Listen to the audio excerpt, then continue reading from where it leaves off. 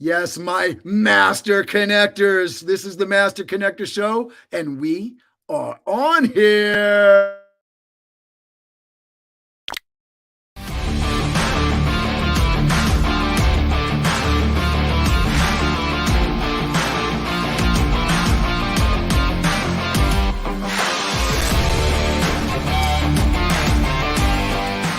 He challenged me. He said, you should meet 2 or 3 people every day. We're talking about how to level up on LinkedIn and engagement, being the go-giver, the idea that being open to opportunity. We all deal with challenges, but how do you overcome that? Master Connector with Steve Spiro and Cameron Toth is live on air. Yes, we are, and I am excited to be talking about resilience today. Wherever you are in life, whether things are going well or whether things are going not so well, resiliency is one of these things that we are always in need of, right? You could be on the high end and things are just jamming away, and that can be taxing. Things can be going not so well, and that can be taxing. Things can be middle of the road, and you can just be like, I don't want them. Yeah, I need some excitement in my life, and being resilient with that. It's always something that we need in your life.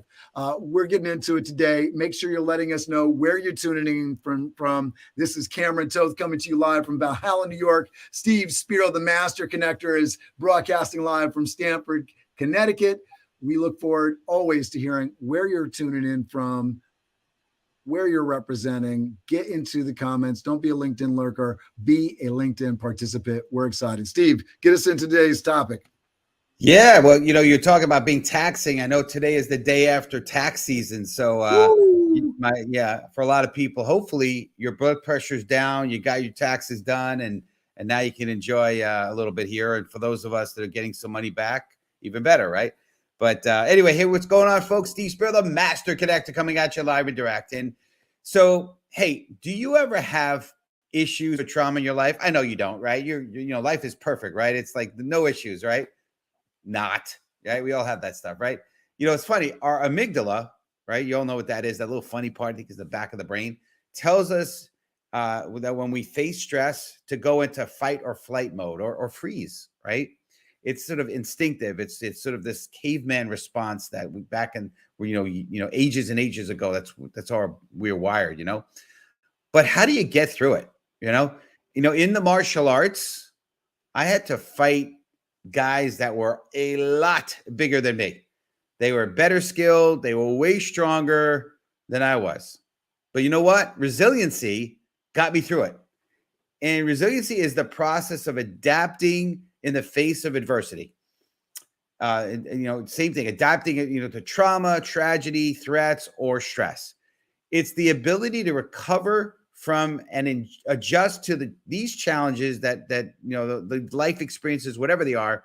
But here's the thing: you need to become stronger so you can be more capable of facing those future challenges, right? That's my opinion, right? That's the human spirit, right?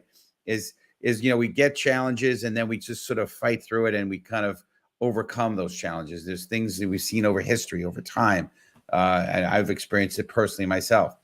Sometimes it can be about recognizing and understanding the sources of the stress. Sometimes that helps us, right?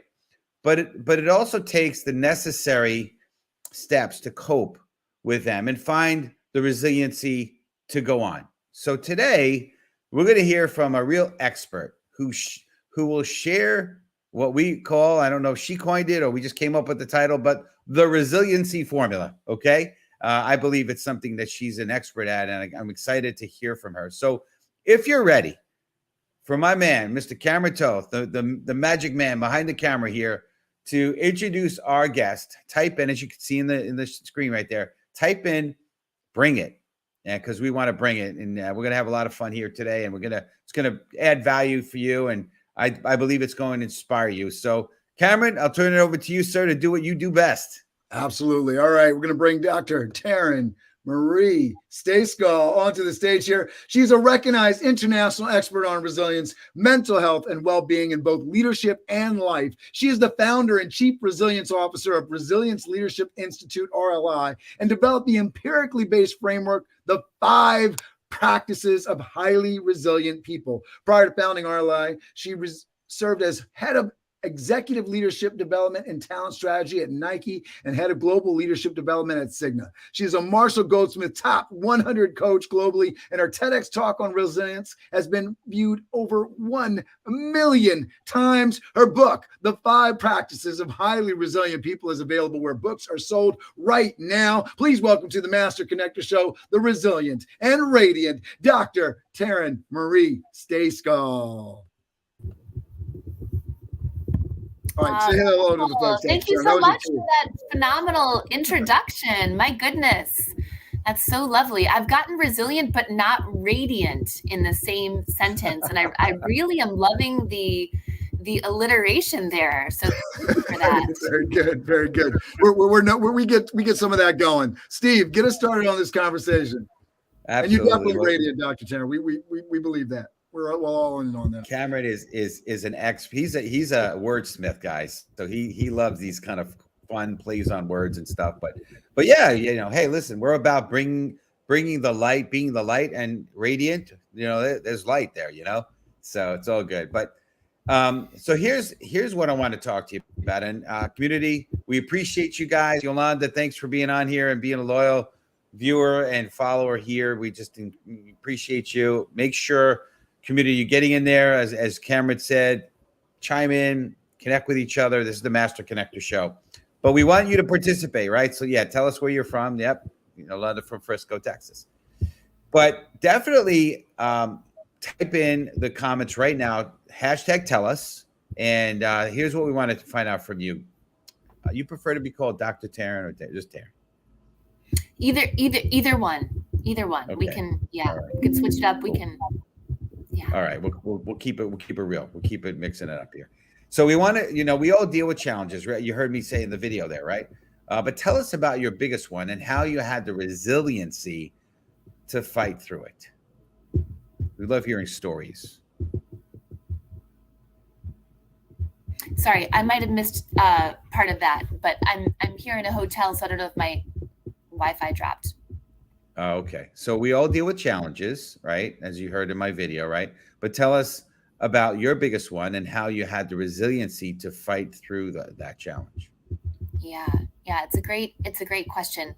It's so interesting when we talk about resilience because we tend to use language like overcome challenge, fight through challenge, right? As a martial arts expert, this type of experience, right, is something that you have really lived.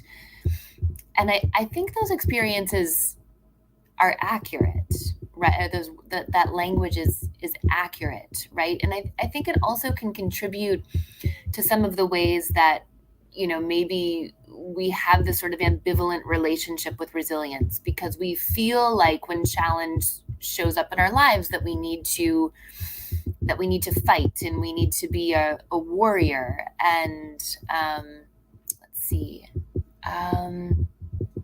Yeah, I'm hearing that there's some bumping in my sound. Yeah, and I muted out, so it's definitely not me. But it's okay. Taryn, I just don't focus too much on it. But if you're seeing something, we just try to bring up issues as we're going here. But we'll keep moving. Oh, good. Keep going, Taryn. Yeah, I'm in Austin, Texas today for book launch. So I am joining you from the Four Seasons, which, I apologize if the Wi-Fi here is not premium. So yeah, I think what I was saying is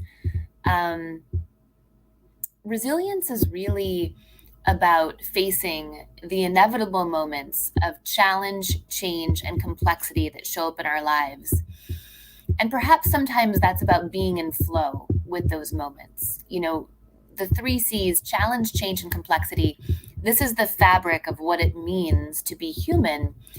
And so I think often when we talk about like fighting through these moments, and there are definitely moments where we're fighting through difficult times, I think resilience or the resiliency formula is also about being in flow with these moments, right?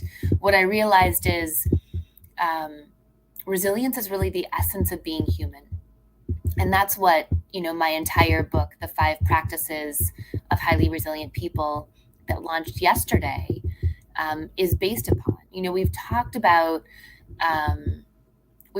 resilience oftentimes as being something that is outside of ourselves, something that we have to go out and find and bring back. And yet when we shift that paradigm and we think about resilience as being the essence of what it means to be human, this is who we are inherently, then that really changes the dialogue, because we can't be found to be not resilient. We can't be a resilience imposter, because we know that resilience is the essence of what it means to be human. It's fundamentally part of us. And what that gets around, I think, is this idea of people who sort of dread resilience or are afraid that they're going to be found out, that they're not resilient enough. And so when we think about, this idea of resilience, I think we get to start from a place of recognizing that resilience is the essence of being human. We are all fundamentally resilient. We get to think about the 3 C's, challenge, change, and complexity, of being the fabric of what it means to be human. This is not the exception to the rule, right? And then we get to look at, okay, if we're going to experience challenge, if this is part of the inevitable human experience, then what are the strategies that we can use to effectively and productively move through challenge, address challenge? And in some moments, that's also going to be fight through and overcome challenge. But I don't think it always has to be. So for me, we all have resilient stories, right? Our resilient stories are the stories that we oftentimes most don't want to tell. We often hide our resilient stories because we believe that challenge, change, and complexity are things to be ashamed of. There's still a subset of us that believe that if we're strategic enough, if we're visionary enough, if we're thoughtful enough, if we're careful enough, we can engineer challenge out of our lives. And that's simply not the case. And so we get to stop feeling bad about these experiences and then look at what is the most effective way to address these inevitable moments.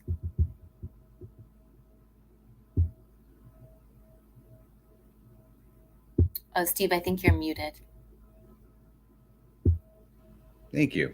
Rookie mistake. I haven't done that in quite a while. There we go. I was trying to work on hopefully the bump issue, but it wasn't helping much. But yeah, so we you were mentioning flow, and I love that. And actually, my community knows I'm huge on books. I wasn't growing up, but I become huge on books. And the book that I'm looking at right now in my Audible library, which I've listened to at least once, is Flow: Living at the Peak of Your Abilities. Good luck trying to pronounce this person's the author's last name, but it's Mihaly, Mihaly, and oh man, it's Csikszz. I can pronounce it for you. It's Please. It's Mihaly Csikszentmihalyi, who's the father of being in a flow state. And then several authors and practitioners have built on Mihaly Csikszentmihalyi's initial sort of finding and identification and calling sort of this experience of being so deeply connected with the work that we do that we get into what's called a flow state. For people that are not familiar with that, which is where we're so connected with the work that we lose time, and with grace and ease we're connecting with this work with great passion and great satisfaction. And so what's happened today is we built on Mihaly Csikszentmihalyi's initial theories, and we've got Flow State Collective, we've got Stephen Kotler, and a variety of folks who are continuing to look at, from a neuropsychological standpoint, how do we get ourselves more into a state of flow. Yeah, I love it. And inadvertently I started to get into that flow state And I started doing that when I was in the martial arts. I started cultivating that. I remember before I started training the martial arts for many years. Here you go. Yeah. Kudos to you to pronouncing that last name. And it's interesting how his last name has his first name in it. I don't know if that's on purpose or what the story behind that is, but anyway, yeah. But I was in the martial arts. Before that, I did tennis, and I was pretty decent. I was practicing 7 days a week, maybe 4, 5, 6, 7 hours a day. I was really, pretty proficient.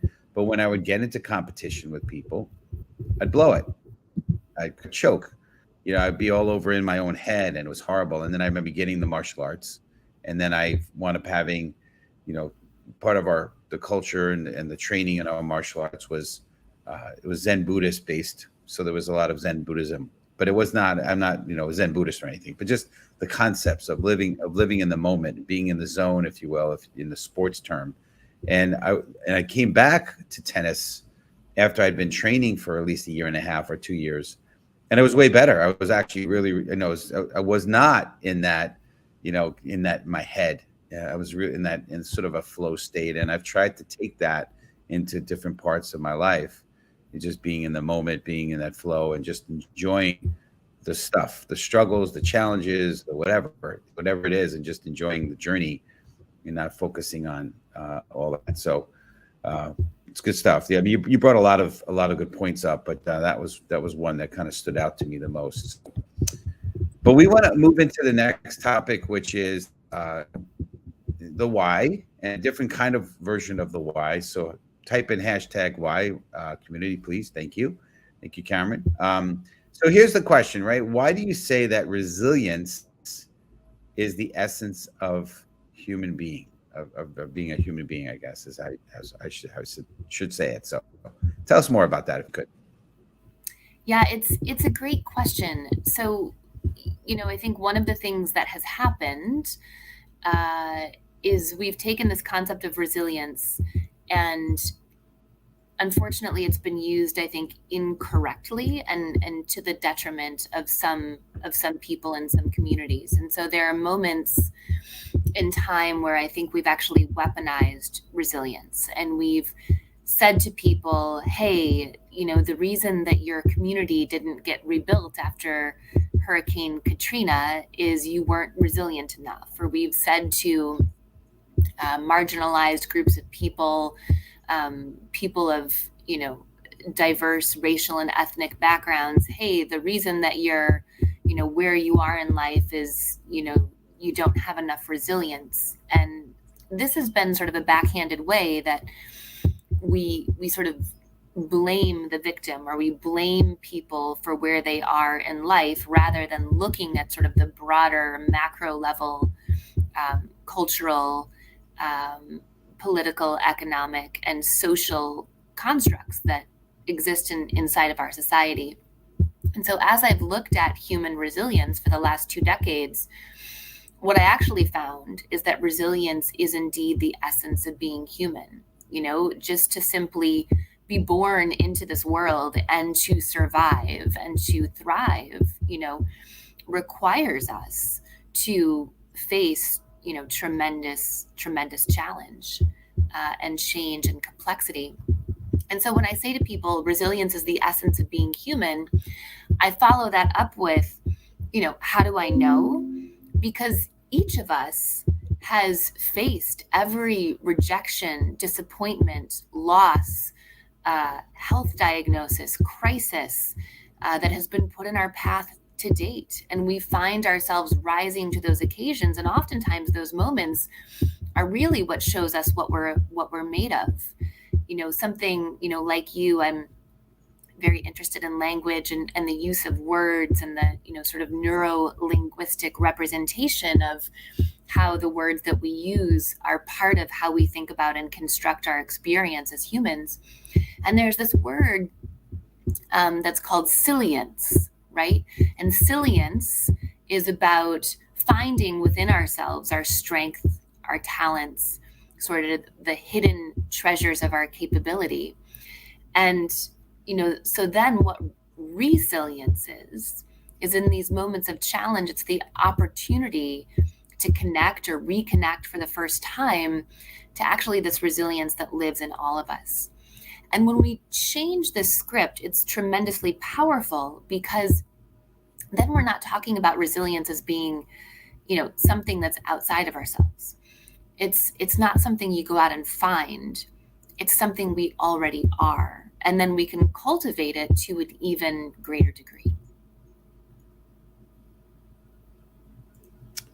It's awesome. Yeah. So I did not realize that there is a word resilience.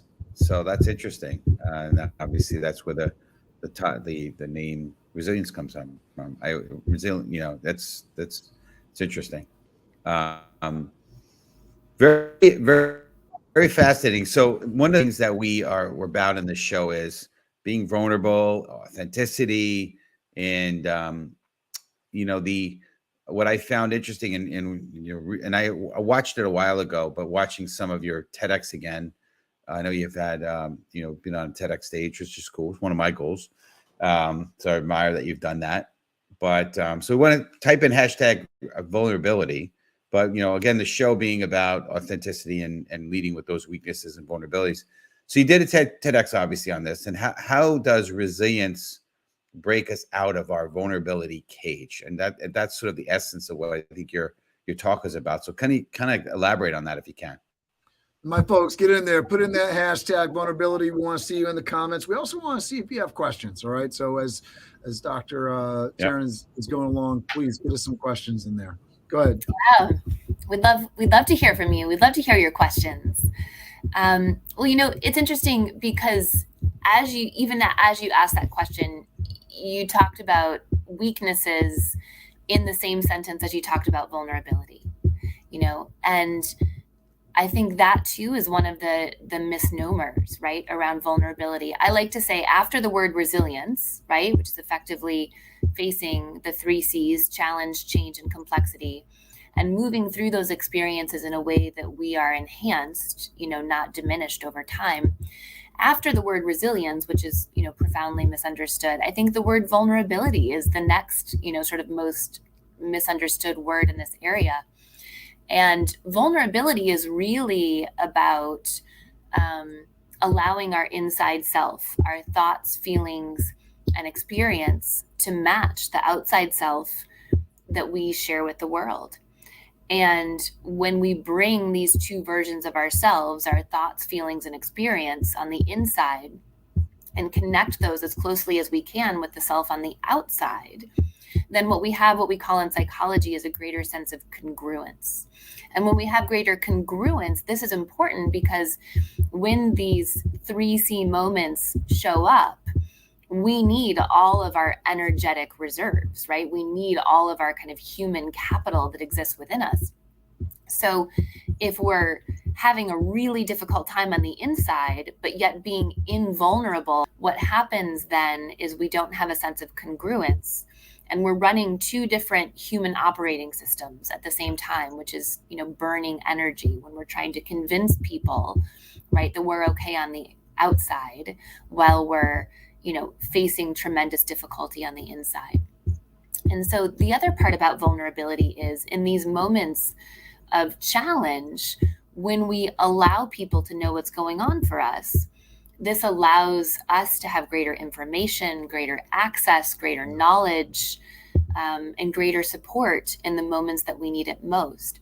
And I think one of the reasons that we grapple with vulnerability, why very few people are running around, sort of living their most fabulous, vulnerable life, is oftentimes we do incorrectly equate vulnerability with weakness. And in fact, for anyone who's ever been vulnerable, right, what we know is that vulnerability is one of the greatest expressions of strength, right? To really allow ourselves to be known and seen. And one of the things that's emerged inside of my work, because I wanted to sort of ask this question, right? Like, why is vulnerability so hard? And what emerged is that we seem to sort of have this cognitive prohibition, right? This sort of voice in our head, if you will, that when we say, I'm going to share something meaningful with someone. I'm going to allow them to see and know me to a greater degree. I'm going to be vulnerable. There's a voice inside of our heads that says, that's so cute that you want to do that. Please don't ever do that. Please don't tell people that about yourself. And, I think the voice goes on, to sort of say a version inside of our heads. If you are vulnerable, if you allow people to see you and know you to a greater degree, the 3 L's will occur, right? The 3 L's are people won't like you, they won't love you, and they might leave, right? And that's really the sort of fear that underpins vulnerability for us as humans, is we're afraid that if people really knew us, if they really knew what was going on, that they wouldn't like us, they wouldn't love us, and they might leave. And what we find is that's actually an irrational fear, right? Now, the good news about irrational fear is that it doesn't typically exist. The bad news about irrational fear is it feels exactly like real fear, So it requires this sort of ability on our part to take this risk and to not listen to that voice and to attempt to step out of our comfort zone and get comfortable getting uncomfortable, to share something with someone, to connect at a deeper degree. And the last thing that I'll just sort of say about, vulnerability at a high level, is I think, evolutionarily, right? Like my background's in neuropsychology. I think this was meant to protect us, right? When, many thousands of years ago, when we're sort of out on the plains, right? As humans, we don't want to get separated from the pack, right? That typically means almost certain demise. We're not going to survive outside of our kind of human herd, right? And so we were like, don't be different, stick with the crowd, and this sort of vulnerability bias that appears to exist in our minds for all of us, was formed. But now our world has changed to a significant extent, obviously. And, what we find is that, in fact, vulnerability is a key to greater connection with our fellow humans. So whereas vulnerability was thought it could separate us, now vulnerability creates a greater degree of connection. Yeah, we have some great examples. I mean, we often refer back to the Go Giver book, when the chapter on authenticity, and I think the idea that what you're talking about. I mean, I think there is a definite difference between oversharing, right, and being vulnerable, right? Oversharing is telling people at the dinner table what was going on in the bathroom, right? That's oversharing. That's probably not stuff that we need to know in the wrong moment, right? And I think those are things that in terms of good manners and the way to be, and not saying things that are inappropriate for the moment. That's a good safety valve to have in general, right? We know people that don't have good filters, right? And certainly sharing other people's business out there. But this idea that I can't show my humanity, I can't show the real person I am, with the real struggles that I have. And we say the lines on here that are rote at this point, but all the more true every time we say them. Your test is your testimony, right? Your mess is your message, right? These are things that humanize you, bring that commonality. Our show is all about connection. And so when we are able to share these things, these challenges, these messes that we have, we become all that more relatable, because, I got a messy desk, you got a messy desk. You've had some challenges in your past with family and stuff. I have, right? And so we now have that much more to build upon. But we have a question from Freeman Beals, which we're always excited about questions. So are there some daily things we can do to start fostering that vulnerability in ourselves, certain habits or skills? Yeah, absolutely. I love the question. Thank you, Freeman, for writing this question. And this is wonderful. So the first thing about vulnerability is it requires us to connect to ourselves. It requires us to get to know the person that's living within our skin, and to know what we're feeling and what we're thinking and what our experience actually is, right? In order to share that accurately and authentically. So one of the beautiful things about vulnerability is it's not just vulnerability for the sake of vulnerability, which I think you were touching on, right? It's about genuine versus performative vulnerability. So performative vulnerability is kind of what you were talking about, right? It can be oversharing, it can be TMI, it can be for shock value, it can be for reputation management, it can be for, it can be ego driven. I'm going to tell you these things about myself so you think certain things about me. Whereas genuine vulnerability is always about and focused on fostering a deeper connection with another human, right? So Freeman, to your point, right, the first thing that we can do is we can actually connect deeply with ourselves and understand, what am I feeling and what am I thinking and what's coming up for me? And then think about how we want to share that vulnerably and authentically with others, right? But it starts with having an awareness of our own process. And then the next thing that we can do is to say, okay, maybe each day, right? Because I know we like to systematize things. We like to put them in a routine, maybe even gamify, right?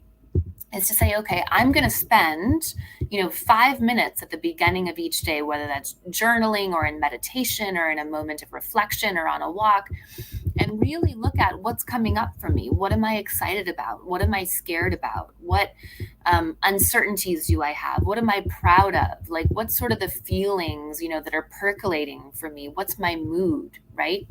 And so, spending kind of that time, and it can just be 5 minutes, over our morning coffee, to really connect deeply with ourselves.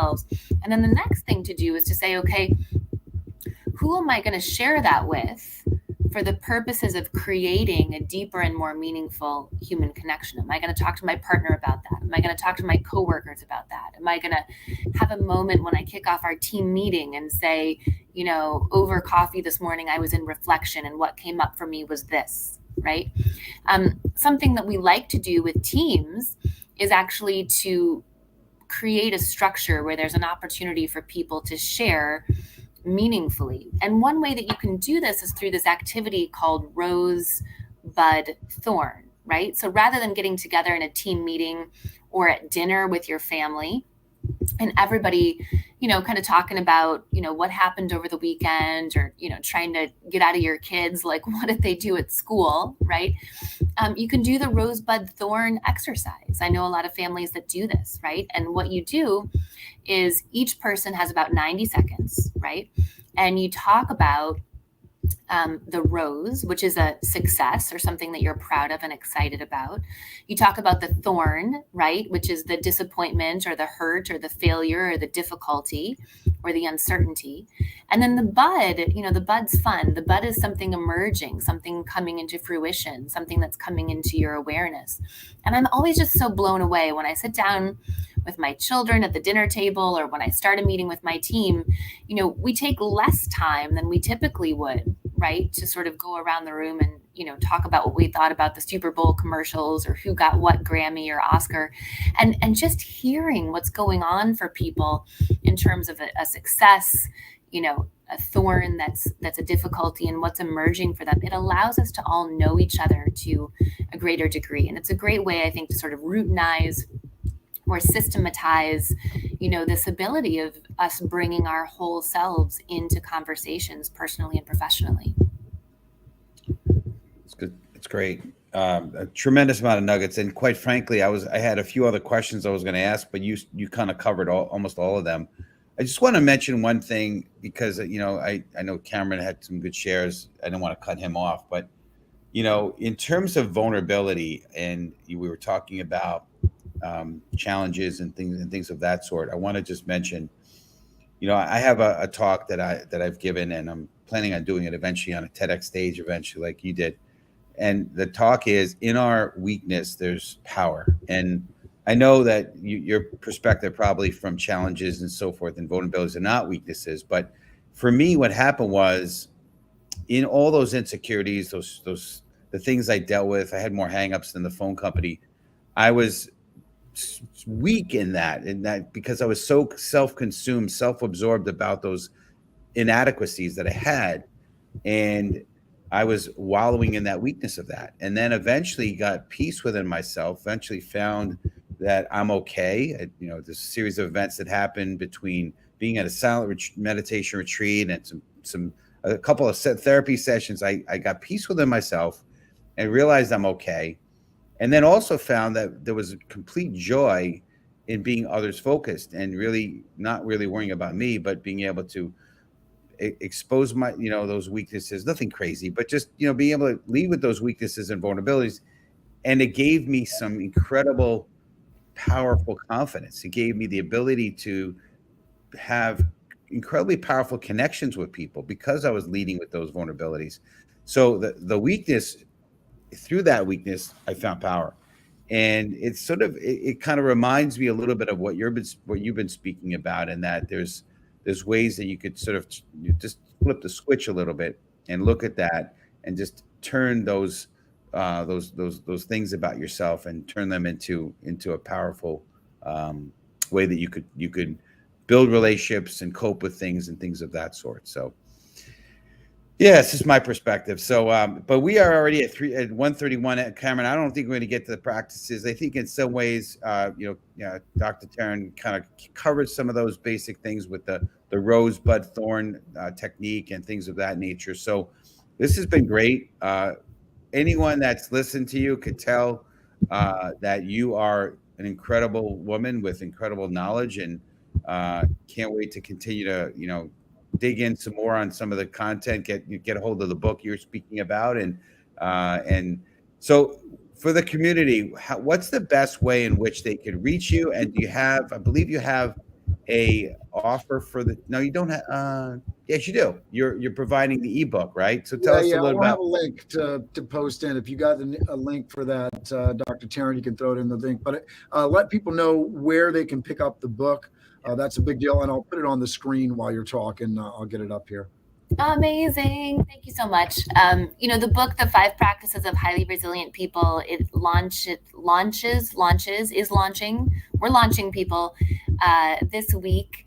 This is based on 2 decades of work and research that I've done to understand what are the practices, the commonalities that exist amongst us as humans, that in those inevitable moments of challenge, change, and complexity, we're able to harness that internal essence of being human, resilience that exists within all of us. And so this book has been a beautiful labor of love.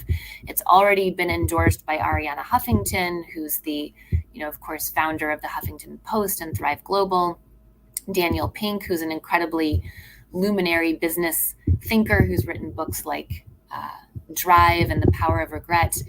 Keith Ferrazzi, Marshall Goldsmith, Kathy Ireland, who of course was a model in the 90s, I believe, and now has built a tremendous company, gone from supermodel to super mogul, as she likes to say. So the book has been endorsed, by a lot of really luminary folks who just have access to so much development and growth, and have really found this to be different and unique and life-changing for them. And we've got tremendous reviews that are percolating here, just with the book being live really in the kind of the last 24 hours. It launched yesterday. So I would invite all of you who feel so called and so interested to just hop on Amazon and grab your copy of The 5 Practices of Highly Resilient People. When and if it aligns for you, we'd love for you to leave us a 5-star review if you love the book. And in addition to that, if you want to walk into your local Barnes & Noble store and purchase some copies in person for family members or friends or neighbors, just be so delighted by the support that you would like to offer for this launch. That's great. Yeah, for sure. Definitely get your hands on that. I'm going to get my hands on it as well. Looking forward to that. So beautiful. Well, this is great having you on here. We feel honored to have somebody of your caliber. By the way, I just finished reading by Keith Ferrazzi, Never Eat Alone. What a great book. What a great book. I mean, that book never gets old. I was just chatting with Keith this morning about book launch. He's out at TED. And, that was one of the books that really changed my life. I thought, gosh, if this is how people are conducting themselves in the business world, I want to be a part of this. I want to be a part of what Keith's doing. And so he's an incredible person, brilliant, thoughtful, empathetic, very brilliant. And it's really a dream come true to have him be one of my mentors and to also endorse this book. That's amazing. That's great. Well, tell him I appreciate his work. And Cameron's been telling me for quite a few time now to get a hold of that book. But because I'll eat alone, I thought it was about eating, taking lunch with somebody. I didn't. Stupid, but I'm so glad it covers a lot of ground, that book. It definitely does. All right, let me shout out our guests next week. So same bad time, same bad channel, my folks. We're on here next Wednesday at 1 p.m. Eastern. We have Tracy Enos. We're talking about the ultimate LinkedIn framework. So we're excited about that. I want to just shout out my company, Toth Event Staffing, that helps keep this thing going, keeps the wheels on the bus rolling. We appreciate that. And we're going to end this like we always do, Dr. Taryn. We're going to count down to crush it. So we put our fingers up in the air and we count down. Steve, are you ready? You ready to do this with me? I'm ready. Let's do it. Ready? We're going to count down.